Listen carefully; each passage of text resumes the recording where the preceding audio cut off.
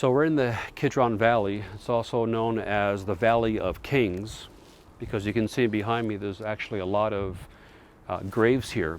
To the right, these are much more modern graves. These are part of the Jewish cemetery on the Mount of Olives. But as we pan to the left here, you can see there's a tomb that has a triangular shape, known as the tomb of Zechariah. And just in behind me, there's a big tree covering it, so you can't really see it. That's known as Absalom's tomb. Then there's a grotto here, just a bunch of cool looking old tombs. You can look on YouTube and see I've actually explored those in the past. But there's something that's really interesting as you reflect on where you are. Again, geography matters in Israel. So we just came from the Eastern Gate, out of the Lion's Gate, walking through the cemetery, and you come here and you see how close these tombs are to the old city, to where the temple used to stand. And Jesus says to some of them, he says, you guys are like whitewashed tombs. You're white on the outside, but inside you're full of death.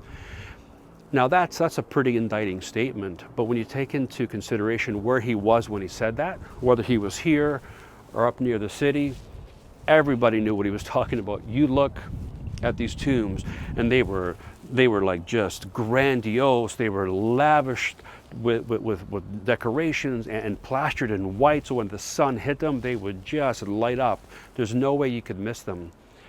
And Jesus was saying, you're like that. You put so much effort into the outside. You want everybody to see how great you are, how spiritually wealthy you are. He goes, but I know your hearts. Inside you're nothing. You're full of death. And that hurts, because I feel like that sometimes too. I don't know about you. We put so much effort onto the outside, looking the part, but what's it like on the inside? Is there life or is there death?